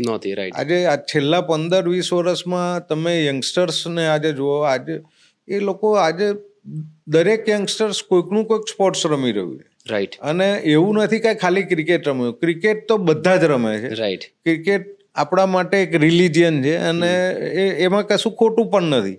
પણ ક્રિકેટની સાથે સાથે આજે કેટલા બધા નવા સ્પોર્ટ્સ ઉભરીને આવી રહ્યા છે અને યંગસ્ટર્સ બધા જ સ્પોર્ટ્સમાં ઇન્વોલ્વ થાય છે. અને ઘણા બધા સ્પોર્ટ્સમાં આપણે સારા સ્પોર્ટ્સ પર્સન આપણા ત્યાંથી પેદા બી થઈ રહ્યા છે. તો આઈ થિંક એક કલ્ચર તો ઊભું થઈ જશે અને આ એટેમ્પ્ટ કરવો ને એ જ મારા માટે સક્સેસ છે. જે ઓલિમ્પિક માટે આપણે એટેમ્પ્ટ કરીએ છીએ ને એ જ આપણી success. Very well said. Big one. શેખરભાઈ, હું પાછો અમદાવાદ પર આવું. હજી આપણે અમદાવાદ વિશે ઘણી બધી વાતો કરવાની છે, પણ since I am sitting with CREDAI all India president, તો મારે થોડી ઇન્ડસ્ટ્રી લેવલની વાતો પણ કરવી છે. ઓપોર્ચ્યુનિટી બહુ ઓછા લોકોને, CNBCને પણ કદાચ રેરલી મળતી હશે. નિખિલ કામતે મુકેશભાઈ માટે કહેલું એવી રીતે કે કદાચ આ રૂમમાં કે ગુજરાતમાં કોઈને ખબર હોય કે રિયલ એસ્ટેટમાં 5-10 વર્ષ પછી શું થવાનું છે, તો ઇટ્સ પ્રોબેબલી યુ. તો થોડી મારે ઇન્ડસ્ટ્રી લેવલ પર વાત કરવી છે કે ભારતમાં રિયલ એસ્ટેટનો ગ્રોથ લાસ્ટ 20 યર્સમાં તો ફિનોમિનલ, મિલેનિયમ પછી જે ભારતમાં ગ્રોથ થયો છે રિયલ એસ્ટેટનો, ખૂબ જ સારો છે. ફ્યુચર કેવું દેખાય છે? ઘણા બધા ક્વેશ્ચન્સ છે કે મોટા સિટીઝમાં એવું લાગે છે કે માલ બની રહ્યો છે પણ વેચાતું નથી, જે બહુ મોટા સિટીઝ છે એમાં. અને પ્લસ કે હવે ધીરે ધીરે લોકો માઇગ્રેટ થઈ રહ્યા છે Tier 2 ટાઉન્સ તરફ, કારણ કે the big cities are getting clogged. So how do you see real estate development at India level in India? Overall real એસ્ટેટનો ગ્રોથની આપણે વાત કરીએ ને તો ઇન્ડિયાના ગ્રોથની સાથે, કેમ કે રિયલ એસ્ટેટનું ડાયરેક્ટ ઇન્વોલ્વમેન્ટ છે ઇન્ડિયાના 100%, ગ્રોથ સાથે, right. કાં તો ઇન્ડિયાનું બંને વાઇસ વર્સા છે, રાઈટ. બરોબર. તો આપણે જે ભારતનો ગ્રોથ 2020 પછી ફિનોમિનલ ગ્રોથ છે, રાઈટ, એની સાથે સાથે રિયલ એસ્ટેટનો Right. 2020 પછી ફિનોમિનલ ગ્રોથ. રાઈટ. 2012માં મને એક નંબર એવું યાદ છે કે રિયલ એસ્ટેટ ભારતના જીડીપીમાં રિયલ એસ્ટેટનો શેર લગભગ 2% જેટલો હતો. અને 2012થી રિયલ એસ્ટેટ અત્યારે 2025 ચાલી રહ્યું છે, એટલે લાસ્ટ 13 વર્ષમાં 15% CAGR થી ગ્રોથ કરી રહ્યું છે રિયલ એસ્ટેટ. એટલે ઇન્ડિયા જ્યારે 6-7%નો ભારતનો જીડીપી ગ્રો કરે છે અને રિયલ એસ્ટેટ 15%થી ગ્રો કરે, એટલે ડે બાય ડે રિયલ એસ્ટેટનો શેર ઇન્ડિયાના જીડીપીમાં વધતો જાય છે. લાસ્ટ યર 2023-24માં 8% શેર હતો અને 24-25 જે આ ક્લોઝ થયું યર 3 મહિના પહેલા, real estate has rich two 8.4% share in GDP. એટલે ભારતનો જે $4 ટ્રિલિયન આજે ઇકોનોમી છે, $4 ટ્રિલિયન ઇકોનોમીમાં રિયલ એસ્ટેટનો શેર 8.4% છે. એટલે લગભગ 35-40 બિલિયન ડોલર કહી શકાય, $35 બિલિયન રાઈટ. જેટલો રિયલ એસ્ટેટનો શેર છે. હવે જે રીતે આપણે આજે વિકસિત ભારતની વાત કરી રહ્યા છીએ અને જે એક પ્રધાનમંત્રીએ સપનું આપ્યું છે ભારતને, એક રોડમેપ આપ્યો છે કે વિકસિત ભારત 2047, એમને હું થોડોક પાસ્ટમાં ફરી જઈશ કે 2017-18માં પ્રધાનમંત્રી એવું કહ્યું હતું કે ભાઈ આપણે 2025માં $5 ટ્રિલિયન ઇકોનોમી બનીશું. મને યાદ છે એ વખતે લગભગ દરેક મીડિયા, લગભગ દરેક ઇકોનોમિસ્ટ અને વર્લ્ડના સારા ઇકોનોમિસ્ટ એવી વાતો કરતા હતા કે ભારત આટલું જલ્દી $5 ટ્રિલિયન ઇકોનોમી કઈ રીતે બની શકે. રાઈટ. આ એક સપનું છે ને આ શક્ય નથી. આ બોલવા માટે બરોબર છે પણ એચીવ કરવું is next to impossible. Right. બધા અલગ અલગ કેલ્ક્યુલેશન બતાડતા હતા, આંકડા બતાડતા હતા, બધું જ બતાડતા હતા. આજે આપણે 2025માં બેઠા છીએ, ભારતની ઇકોનોમી $4 ટ્રિલિયન ઓલરેડી થઈ ગઈ છે અને એમાં પણ આપણે વર્લ્ડમાં મોટામાં મોટી ક્રાઇસિસ ફેસ કરી કોરોનાની, યસ, જે 1.5 વર્ષ સુધી વર્લ્ડની દરેક ઇકોનોમી એમાં શ્રિંક થઈ. જે રાઈટ. જનરલી ઇકોનોમી 1%, 2%, 5%, 10%થી ગ્રો થતી હોય, રાઈટ, એ 1.5 વર્ષમાં આપણી બી ઇકોનોમી 20%, આપણો બી જીડીપી 20% શ્રિંક થયો હતો. ત્યાંથી આપણે પાછો જમ્પ માર્યો અને આપણે $4 ટ્રિલિયન પહોંચ્યા. એટલે જો એ કોરોના યર ના હોત તો લગભગ આજે આપણે $5 ટ્રિલિયન ઇકોનોમી. રાઈટ. એટલે એક સપનું આપવું અને એક રોડમેપ બતાડવો પ્રજાને, અને ભારતની પ્રજા એનું જે એક ધગસ છે અને જેને બિઝનેસ માઇન્ડ છે, કે જેને મહેનતુ પ્રજા છે અને હોશિયાર પ્રજા છે. દુનિયાના બીજા દેશો કરતા હું એવું માનું છું કે ભારતની પ્રજા હોશિયાર અને વધારે મહેનતુ છે. પણ ઘણા લોકો એક્સેપ્ટ નથી કરતા, પણ હું તો કરું છું.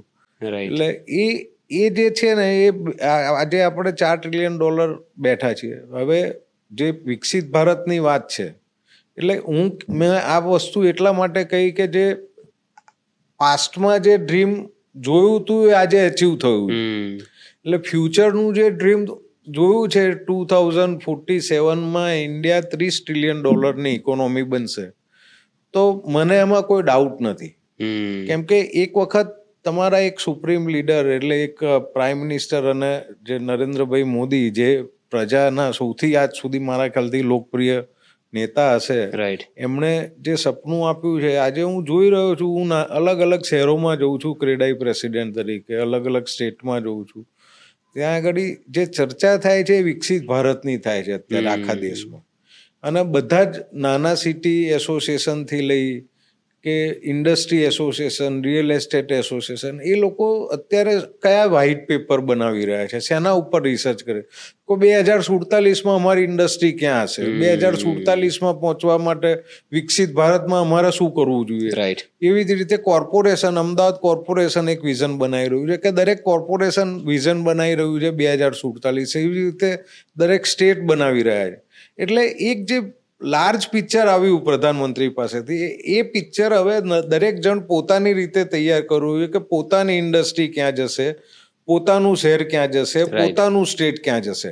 એટલે જ્યારે બધા જ આ વિઝનની પાછળ આખો દેશ લાગી ગયો છે, એટલે એને સક્સેસ થયા વગર છૂટકો જ સાચી નથી. વાત.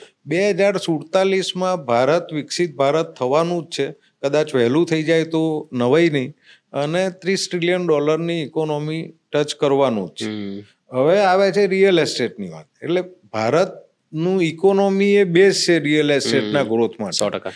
કેમ કે જ્યારે તમે ઇકોનોમીની વાત કરો, ભારતના જીડીપીની વાત કરો, એની સાથે પર કેપિટા ઇન્કમ સંકળાયેલી.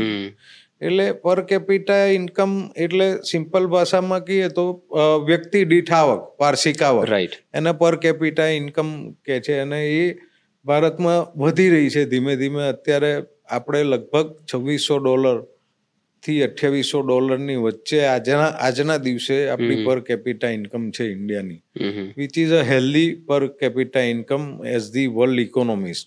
જ્યારે પણ કોઈ પણ કન્ટ્રીની પર કેપિટા ઇન્કમ $2200-2300 થી વધારે થાય છે, ત્યારે એ કન્ટ્રી ગ્રોથ પેટર્નમાં. રાઈટ. એટલે આપણે અત્યારે ગ્રોથ પેટર્નમાં છે. તમે હોકી જાણતા હોય, હોકીની ગેમ જો કોઈને ખબર હોય તો ઇકોનોમીમાં એક હોકી સ્ટિક ઇફેક્ટ એવી એક ટર્મિનોલોજી છે. એમાં કન્ટ્રીનો ગ્રોથ એટલે જ્યારે $2000 પર કેપિટા ઇન્કમથી નીચે હોય ત્યારે એક ડ્રિબલિંગ પીરિયડ તરીકે, હોકીમાં પેલું ડ્રિબલિંગ કરીને બોલ આગળ લઈ જવાની વાત હોય, એટલે ડ્રિબલિંગ પીરિયડ હોય છે. પછી $2200-2300 ક્રોસ કરે એટલે એક નેક્સ્ટ ફેસ આવે છે. અને $2400 ક્રોસ કરે એટલે એના પછીનો એક ફેસ આવે છે, જે અત્યારે આપણે વર્ટિકલ કર્વમાં આપણી ઇકોનોમી, એટલે અત્યારે આપણે ફાસ્ટ ગ્રોથમાં ચાલી રહ્યા છે. બરાબર. એટલે આવતા 20 વર્ષમાં ભારતનો ગ્રોથ થવાનો જ છે, જે વિચ ઇઝ ગિવન. જે રીતે આપણા ત્યાં ઇન્ફ્રાસ્ટ્રક્ચર સેટ થઈ ગયું છે, જે રીતે ઇન્ડસ્ટ્રી સેટ થઈ ગઈ છે, અને છેલ્લા 5 વર્ષમાં તમે જોયું હશે કોરોનાના સમયમાં ઘણા બધા મોટા કન્ટ્રીઝ, ઘણા બધા ડેવલપ કન્ટ્રીઝ પોતાની ઇકોનોમી કંટ્રોલ ના કરી શક્યા, પણ ભારતે બહુ સરસ રીતે કંટ્રોલ કરી. ભારતના લોકોએ બહુ સરસ રીતે કંટ્રોલ કરી, અને આપણી લીડરશીપે પણ સરસ રીતે કંટ્રોલ કરી. તો જે રીતે આપણે ગ્રોથ કરી રહ્યા છીએ, $30 ટ્રિલિયન ઇકોનોમી થવાના છે. રિયલ એસ્ટેટ આજે જે 35-40 બિલિયન ડોલરનું છે, જ્યારે ઇન્ડિયા $30 ટ્રિલિયન હશે. આજે જે 8.4% જીડીપીમાં શેર છે રિયલ એસ્ટેટનો, જે દર વર્ષે વધી રહ્યો છે. આઈ એક્સપેક્ટ કે એ વખતે અત્યારે વર્લ્ડમાં જ્યાં ડેવલપ કન્ટ્રીઝ છે, ડેવલપ કન્ટ્રીઝના જીડીપીમાં રિયલ એસ્ટેટનો શેર લગભગ 15% ±3% હોય છે. અને જે રીતે ઇન્ડિયા પણ એ જ પેટર્નમાં આગળ વધી રહ્યું છે. એટલે રિયલ એસ્ટેટનો શેર બી 15+3% હશે. એટલે real estate itself become a $5 trillion real estate sector in India in 2047. એટલે પોટેન્શિયલ ખૂબ જ છે. પાસ્ટમાં તો જે થયું છે, ડેવલપ થયું છે છેલ્લા 10 વર્ષમાં, 20 વર્ષમાં, પણ આ ગ્રોથ કન્ટિન્યુ રહેવાનું. કેમ કે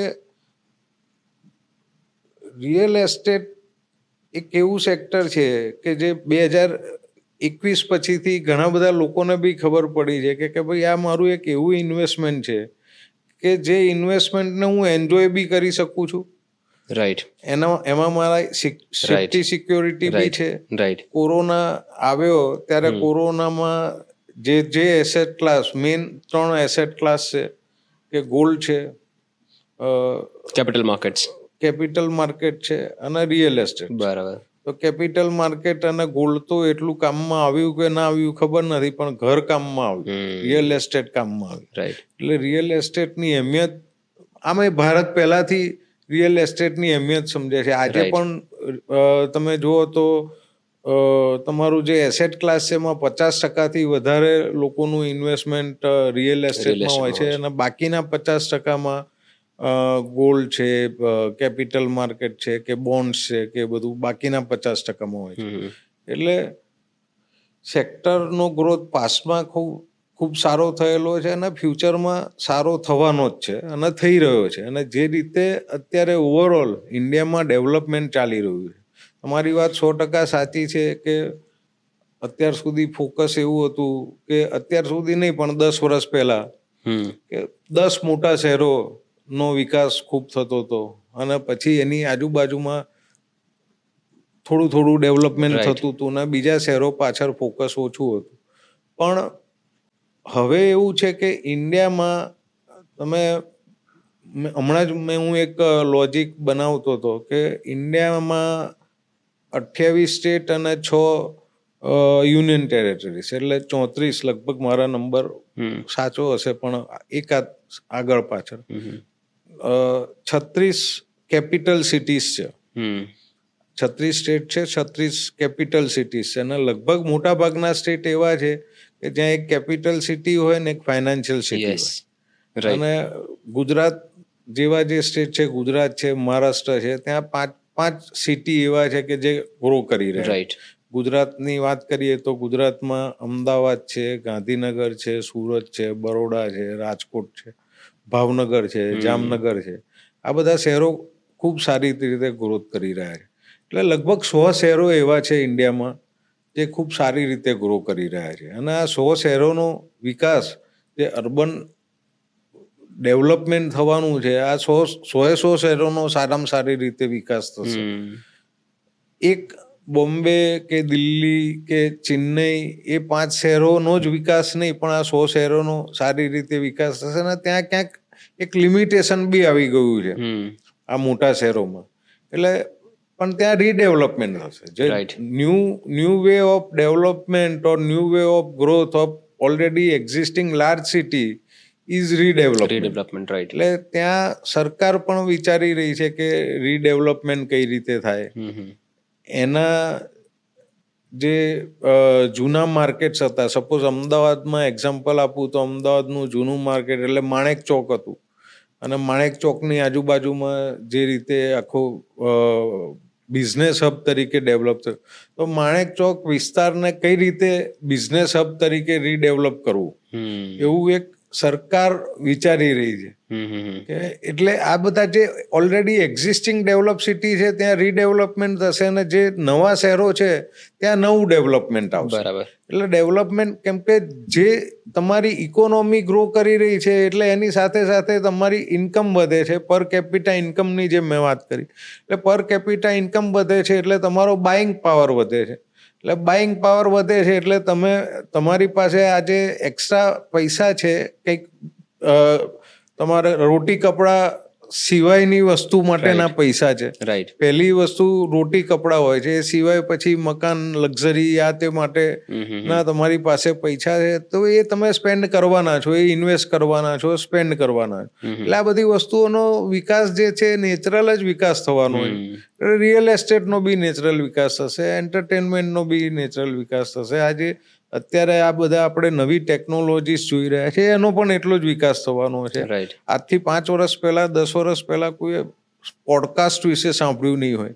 આવી રીતે પોડકાસ્ટ થતા હશે અને આવી રીતે પોડકાસ્ટ થશે, પણ અત્યારે ઇટ્સ ટ્રેન્ડિંગમાં છે પોડકાસ્ટ. અને પોડકાસ્ટથી ઘણું બધું લોકો શીખી રહ્યા છે જે પહેલા શીખવા નહોતું મળતું.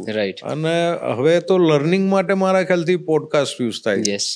એટલે નવું વસ્તુઓ થતી રહે છે અને રિયલ એસ્ટેટમાં પણ આ જ વસ્તુના કારણે એનો વિકાસ થવાનો છે. ઓવરઓલ મારા હિસાબે અત્યારે ભારત બહુ સ્વીટ સ્પોટ પર છે અને આવતા 10 વર્ષ તો ખાસ જેને પણ બિઝનેસ કરવો છે કે જેને પણ વિકાસ કરવો છે એ જો મન લગાવી બુદ્ધિથી અને મહેનતથી કામ કરશે તો આવતા 10 વર્ષમાં એનો 100% વિકાસ થશે. Right. No, I really like the positive outlook that you have about everything that is related to India, not just real estate. એટલે રિયલ એસ્ટેટ પહેલાં પણ એક ઇન્વેસ્ટમેન્ટ ઓપ્શન તરીકે કે મતલબ you can not go wrong with real estate. એક એવી real એસ્ટેટની છાપ હતી અને હજી પણ છે ને આઈ થિંક હજી આગળ જતાં પણ રહેશે જ ફોર શ્યોર. પાછા આપણે અમદાવાદ તરફ આવીએ. શેખરભાઈ, અગર તમે જોયું તો રિયલ એસ્ટેટમાં પણ there is a significant growth અને induction of new formats, right? તો ઇન્ટિગ્રેટેડ ટાઉનશીપ જે આપણે કહીએ એ એક નવું ફોર્મેટ છે જે રિયલ એસ્ટેટનું હમણાં રિસન્ટલી આપણે ભારતમાં પણ ઇન્ટિગ્રેટ કર્યું છે અને તમે પણ ઇન્ટિગ્રેટેડ શું કે ટાઉનશીપ્સ આપણે બનાવ્યા છે. જ્યારે બહાર જોઈએ ત્યારે આ કોન્સેપ્ટ બહુ સારી રીતે પ્રચલિત છે અને બહુ સારી રીતે એસ્ટાબ્લિશ છે. સિંગાપોર, ઇવન યુકેમાં 9 Elmsનું જે એ લોકોએ આખું બનાવેલું છે ઇન્ટિગ્રેટેડ ટાઉનશીપ, કે એમાં બધું જ હોય. એક વ્યક્તિને જીવન જીવવા માટેની જેટલી જરૂર હોય એ ટાઉનશીપમાં એને બધું જ મળી રહે. પછી એક્સ્ટ્રા માટે એને કદાચ બહાર જવું હોય તો જઈ શકે, બટ એવું કાંઈ ન હોય કે જેમને રેગ્યુલર જીવનમાં જરૂરી હોય એની ટાઉનશીપમાં ન હોય. તો આ કોન્સેપ્ટને તમે અમદાવાદમાં કેવી રીતે જોવો છો? આમ જુઓ તો ટાઉનશીપ આવ્યું ક્યાંથી? ટાઉનમાંથી. રાઈટ. એટલે ટાઉન જ્યારે બી ડેવલપમેન્ટ ચાલુ થયું, વિકાસની ગતિ જ્યારે બી ચાલુ થઈ હશે ત્યારે ટાઉન એક ડેવલપ થાય. ટાઉનમાં જે જરૂરી વસ્તુઓ હોય કે ભાઈ રહેવા માટેના ઘર, શોપિંગ માટેની દુકાનો, એન્ટરટેનમેન્ટ માટે જે તે સમયે જે તે વસ્તુ હશે. રાઈટ. આજે મલ્ટીપ્લેક્સ છે, સ્પોર્ટ્સ છે. 200 વર્ષ પહેલા કે 500 વર્ષ પહેલા અલગ કંઈક હશે. એ વખતે બી તમે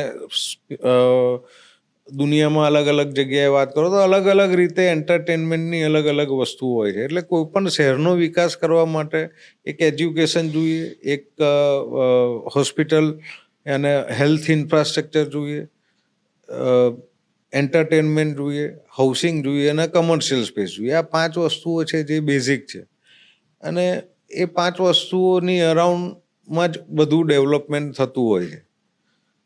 આજે અમદાવાદનો જે બી વિકાસ થયો કે અમદાવાદની ડેવલપમેન્ટ પેટર્નની બી આપણે વાત કરીએ જ્યારે ટાઉનશીપની વાત પર આવીશું, પણ પહેલાં મારે અમદાવાદના ડેવલપમેન્ટ પેટર્નની વાત કરવી છે કે અમદાવાદ જ્યારે ઓલ્ડ સિટી, આજે આપણું જે ફોર્ટ સિટી કહીએ છીએ આપણે, એ ફોર્ટ સિટીની બહાર જે ડેવલપમેન્ટ ચાલુ થયું તો અમદાવાદમાં પછી પૂર્વ અમદાવાદનું ખાસું બધું ડેવલપમેન્ટ થયું.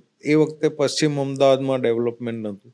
પછી એક વખત એક ગ્રોથ એટલો આવ્યો કે પશ્ચિમમાં ડેવલપમેન્ટ મૂવ થવાનું ચાલુ થયું. રાઈટ. અને પશ્ચિમમાં તમે જોશો તો બેલ્ટ વાઇઝ, અને જ્યારે પણ પૂર્વ અમદાવાદની અંદર બી જોશો તો પૂર્વ અમદાવાદમાં વર્ષ મને ખબર નથી પણ Gandhi road was the main street અને ગાંધી રોડ બિઝનેસ સ્ટ્રીટ હતી.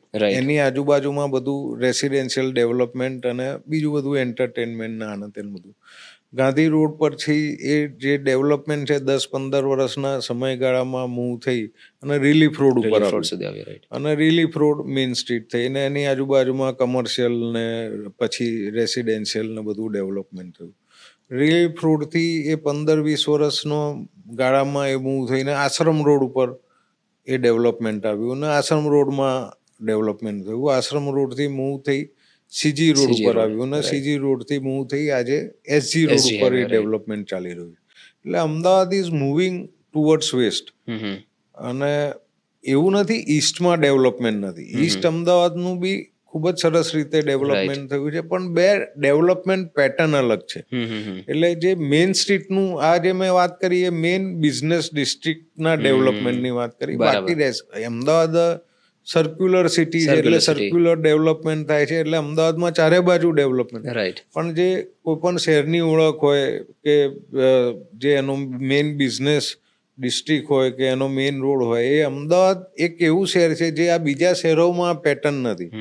બીજા શહેરોમાં બોમ્બેમાં તમે જોશો તો વર્ષો સુધી Nariman point was the main street. Right. કે નરીમન પોઈન્ટ જ વાત થાય. જ્યારે અમદાવાદમાં પહેલા relief road, Gandhi road, Ashram road, CG road, SG road, અને ભવિષ્યમાં એ રીતે આગળ ડેવલપમેન્ટ થતું રહેશે. રાઈટ.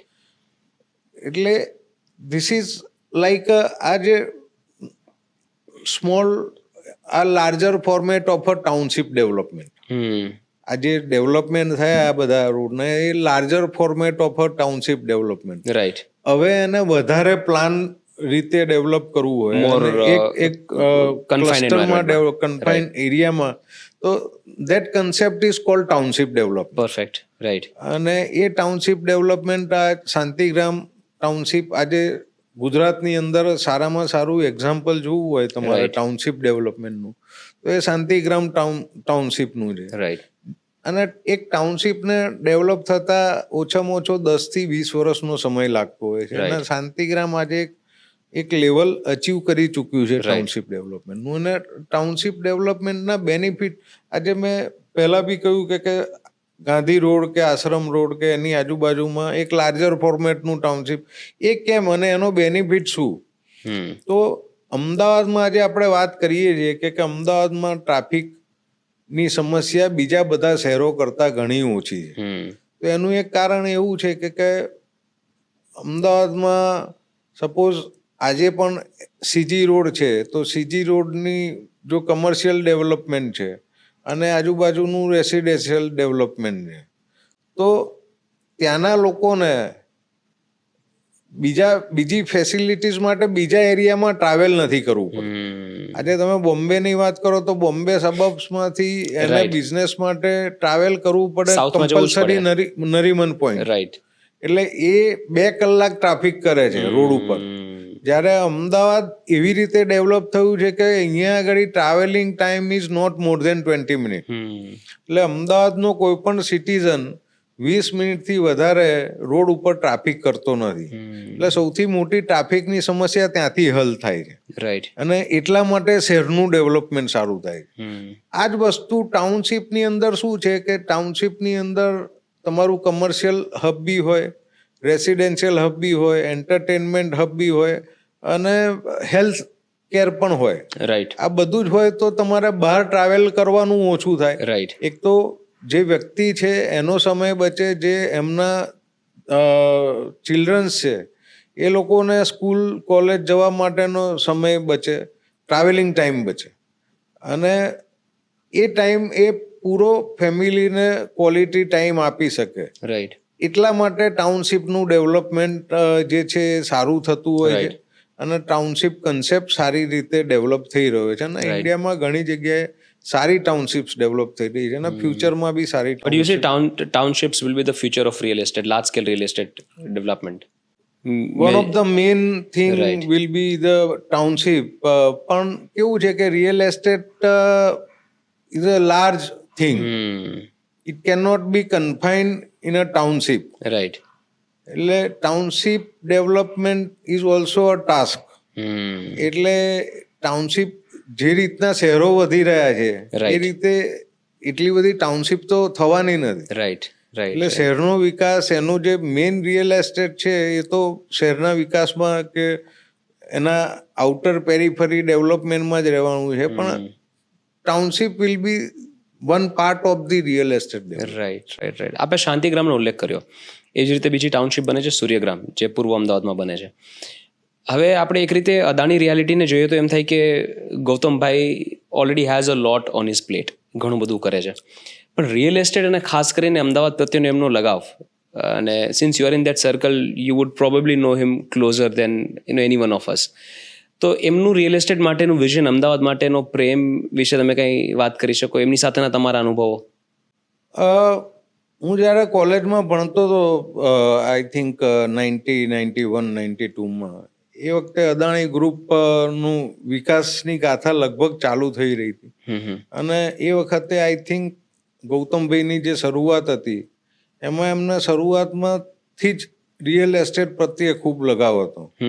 અને એ વખતે એ મારા ફાધરને મળવા આવતા હતા, એમની સાથે રિયલ એસ્ટેટના ડિસ્કશન કરતા હતા અને એમને રિયલ એસ્ટેટના કંઈક ડીલ્સ બી કરતા હતા. એટલે પહેલાથી જ મને એવું લાગે છે પર્સનલી કે કોઈ પણ બિઝનેસ, ગૌતમભાઈ ભલે અલગ અલગ બિઝનેસમાં બધી રીતે એને સક્સેસફુલ છે, અને ગૌતમભાઈ એ બી અમદાવાદની પેલી કહેવત તો સાચી જ કરી છે, જબ કુત્તે પે સસ્સા આયા. કુત્તે પે સસ્સા આયા, અને એમણે એક અદાણી સામ્રાજ્ય વસાઈને દેખાડી દીધું. Right. એટલે પણ એક જ્યારે ભાઈ તમે એરપોર્ટનો બિઝનેસ જુઓ કે પોર્ટનો બિઝનેસ જુઓ કે બીજા કોઈ પણ અદાણી ગ્રુપના બિઝનેસ જુઓ, તેની સાથે સૌથી વધારે સંકળાયેલું શું છે? Real estate. Real estate, infrastructure basically. હા, એટલે ઇન્ફ્રાસ્ટ્રક્ચર તો છે જ, પણ એના ગ્રાઉન્ડમાં નીચે શું છે? Real estate. રાઈટ. એટલે એરપોર્ટ છે તો એમને એરપોર્ટ બિઝનેસમાં ઝંપલાવ્યું, રાઈટ. પણ જે એરપોર્ટ છે એની આજુબાજુનું રિયલ એસ્ટેટનું ડેવલપમેન્ટ કઈ રીતે કરવું? કેમ કે એક એરપોર્ટ હોય છે તો ખાલી ટર્મિનલ નથી હોતું. એરપોર્ટની 100 એકર, 200 એકર, 300 એકર, જે તે શહેરનું જે એરપોર્ટ એટલી જગ્યા હોય છે, અને એની આજુબાજુમાં ડેવલપમેન્ટનો સ્કોપ હોય છે. એટલે આજે અમદાવાદ એરપોર્ટ અદાણી પાસે છે તો એની આજુબાજુ રિયલ એસ્ટેટ છે જ ને. રિયલ એસ્ટેટનો મને લાગે છે 100% ગૌતમભાઈ વિકાસ કરશે. એવી જ રીતે જે એરપોર્ટ છે એમની પાસે, એવી જ રીતે મુન્દ્રા પોર્ટ છે તો મુન્દ્રા પોર્ટનો જે અદાણીએ વિકાસ કર્યો છે, એ મુન્દ્રા પોર્ટ એક જોવા જેવું છે ને. મુન્દ્રા પોર્ટનો વિકાસ, એની આજુબાજુનો વિકાસ, એટલે ત્યાંની રિયલ એસ્ટેટ, એટલે જ્યાં જ્યાં ગૌતમભાઈ આ પાવર છે તો પાવરમાં બી સૌથી વધારે સોલર પાવર છે, તો સોલર પાવરમાં બી સૌથી વધારે જરૂર શેની છે? રિયલ એસ્ટેટની. એટલે એમના કોઈ પણ બિઝનેસ ડ્રીમ કે કોઈ પણ પ્રોજેક્ટની અંદર એક રિયલ એસ્ટેટ એક એમનું હિડન જે એમનો પ્રેમ છે કે એ ડ્રીમ છે કે એ હોય જ છે. હું એવું માનું છું. કેમ કે મોટા ભાગના એમના જે બિઝનેસ છે એમાં રિયલ એસ્ટેટ કોઈક ના કોઈક રીતે સંકળાયેલું છે. અને ગૌતમભાઈ એમની કેરિયર ચાલુ કરી ત્યારથી જ એમને રિયલ એસ્ટેટ માટેનો એક પ્રેમ છે, અને એ રિયલ એસ્ટેટમાં કંઈકનું કંઈ કરતા હોય છે. અને જ્યારે પણ એ અમદાવાદ વિશે, ગૌતમભાઈના અમદાવાદ પ્રેમ વિશે મારે 1 to 1 કોઈ દિવસ ચર્ચા નથી થઈ એમની સાથે, પણ 100% જેમ આપણે શરૂઆત કરી કે જે માણસ પોતાનું શહેર અને જ્યાં પોતાનો ગ્રોથ થયો એના માટે એને પર્સનલ લગાવ તો હોય જ છે. અને ગૌતમભાઈની સ્ટોરી આજે તો દુનિયા જાણે છે કે શહેરમાં જે અમદાવાદની ઓલ્ડ સિટીની અંદર કપડાની દુકાનથી એમણે શરૂઆત કરી. કપડાની દુકાન એમના ફાધરની હતી અને ત્યાં બેસીને એમની કેરિયરની શરૂઆત કરીને આજે દુનિયાના ટોપના બિઝનેસમેન છે. તો એ સ્ટોરીમાં એમનો આજે બી સમજો કે ઘણા બધા કોર્પોરેટ ગ્રુપ્સ એવા હોય છે કે એક લેવલથી વધારે વિકાસ થાય પછી એમ વિચારે કે ઇન્ડિયામાં ફાઇનાન્શિયલ હબ હોય તો બોમ્બેમાં જઈને બોમ્બેમાં આપણું કોર્પોરેટ, પણ ગૌતમભાઈ એ કર્યું નહીં. એમણે અમદાવાદનો એમનો જે પ્રેમ હતો એ કન્ટિન્યુ કર્યો ને કે ભાઈ બીજા લોકોને અહીંયા અમદાવાદ બોલાવો. મારે જે સીઈઓ છે, ભલે દુનિયાના સીઈઓ છે, એને કે તું ભાઈ અમદાવાદમાં તું સેટ થઈશ તો આવ, હું અમદાવાદથી બહાર નહીં જઉં. એટલે આ જે પ્રેમ છે ને બહુ જબરજસ્ત પ્રેમ કહેવાય. બાકી એક લેવલથી વધારે તમારો બિઝનેસ થાય ત્યારે દુનિયામાં જોવામાં આવ્યું છે કે દુનિયાના મોટા મોટા કોર્પોરેટ જે બિઝનેસ હબ હોય કે યુએસમાં ન્યુયોર્ક શિફ્ટ થતા હોય કે ઇન્ડિયામાં બોમ્બે શિફ્ટ થતા હોય, ઘણા બધા કોર્પોરેટના એક્ઝામ્પલ છે જ ઇન્ડિયામાં કે જે બોમ્બે શિફ્ટ થયા છે. પણ ગૌતમભાઈ એ નહીં કર્યું. એમણે અમદાવાદનો પ્રેમ ને અમદાવાદનો લગાવ પકડી રાખ્યો અને પોતાનું આટલું મોટું એમ્પાયર જે ઇન્ડિયામાં અત્યારે ટોપ પર છે એ એમ્પાયર અમદાવાદમાં રહીને વસાવ્યું. એના માટે મારા સેલ્યુટ છે ગૌતમ. 100%, એબ્સોલ્યુટલી. અમદાવાદના તમારા ફેવરેટ ફૂડ જોઈન્ટ્સ કયા? આપણે હમણાં બ્રેકમાં વચ્ચે ફૂડની વાતો કરતા હતા તો આ લોકો સુધી પણ પહોંચે, સ્પેશિયલી જે નવી પેઢી છે એ લોકોને ખબર પડે કે the OG food spots of Ahmedabad કયા કયા છે. અમદાવાદમાં છે ને, અમદાવાદ એક ફૂડ કલ્ચર જ એક અલગ છે અમદાવાદનું, અને એના માટે એક ઓલ્ડ સિટીથી તમારે ચાલુ કરવું પડે કે ઓલ્ડ સિટીમાં જે જૂના ફૂડ જોઈન્ટ્સ હતા, કેમ કે ઓટલાની સેવ આજની જનરેશનને કદાચ ખબર નહીં હોય કે એક ઓટલા ઉપર એક વ્યક્તિ એક ઓટલા ઉપર બેસે આવે છે વ્યક્તિ જે તીખી સેવ બનાવે અને એની સાથે તમને કંઈક ચટણી ને એવું આપે ને બીજી 4-5 વસ્તુ બનાવે, પણ મેઇન એની આઈટમ ઇઝ જાડી સેવ. બરાબર. હવે એના એટલા જ બિઝનેસ પૂરતો રસ છે. આવે છે સવારે 10 વાગે બેસે છે, 2 વાગે એનું જે લઈને આવે ખલાસ થઈ જાય એટલે દુકાન બંધ કરીને હી સેટિસ્ફાઈડ. એટલે મારા ફેવરેટ ફૂડ જોઈન્ટ્સ આવા બધા છે જે ખબર નહીં લોકોને. પણ આવું સિટીની અંદર એક ઓટલાની સેવ છે, પછી એક ઢાળની પોળમાં ફૂલવડી છે કે ખાલી ફૂલવડી જ બનાવે, ફૂલવડી અને તમને પપૈયાની ચટણી, બે જ વસ્તુ મળે અને 3 કલાક કામ કરીને ઘરે જતો રહે. પણ 3 કલાક જ્યારે હોય ત્યારે 1 મિનિટ નવરો ના હોય, એનું તવો ચાલુ જ હોય. બરાબર. એવું ઘણી બધી વસ્તુઓ છે જે મધુરમ થિયેટર એને ઇંગ્લિશ ટોકીઝ પહેલા કહેતા હતા, ત્યાં આગળ એક સમોસા કચોરીની લારી છે જે આજે પણ એ જ રીતે ચાલે છે ને એનો બિઝનેસ કરે ને એનું કાઉન્ટર પૂરું થઈ જાય એટલે પૂરું થઈ ગયું. અને એની ફ્લેવર્સ જે છે આજે વર્ષો પહેલા ચાલુ થયું હશે કે માણેક ચોક તો બહુ જ ફેમસ છે, રાયપુરના ભજીયા છે, મારા આવા બધા ફૂડ જોઈન્ટ છે જે ફેમસ છે. ગુમા છે આ સાઈડમાં, વેસ્ટર્ન સાઈડમાં વાત કરો તો ગુમા છે કે જ્યાં ગુમા ગામની ભાગોળે વર્ષોથી એક બટાકા વડાવાળા ભાઈ વર્ષોથી બટાકા વડા બનાવે, સવારે ચાલુ કરે, એ જેટલું સામાન લઈને આવ્યા હોય એટલું વેચાઈ જાય, પછી ઘરે જતા રહે. મોસ્ટ પ્રોબેબલી તમને 2 વાગ્યા પછી એના બટાકા વડા મળે નહીં. બરાબર. તમારે એના ટાઈમે જવું પડે. તમારે એના ટાઈમે જવું પડે કે તમારે મારું ફૂડ એન્જોય કરવું છે. એવું સાણંદ ની અંદર અડવી, એટલે આપણે અડવીના પાન એને પાતળા બી કહીએ છીએ, અડવી, એ સાણંદ ગામની અંદર બહુ જ ફેમસ હતું. પણ એનું બી એવું જોઈએ કે આ લોકો પોતાના મનના માલિક છે અને એક એનો ટેસ્ટ, એની ફ્લેવર વર્ષો સુધી જળવાયેલી રહે. તો મારા ફેવરેટ ફૂડ જોઈન્ટ્સ આવા બધા છે. વાવ, મોઢામાં પાણી આવી ગયું. અહીંયાથી સીધું આપણે હવે ઓલ્ડ સિટી જવાનું થશે. શેખરભાઈ, it's been a wonderful conversation. જ્યારે તમારી જેવી વ્યક્તિ સાથે હોય ત્યારે 1 કલાક તો બહુ ઓછો પડે પોડકાસ્ટ કરવા માટે.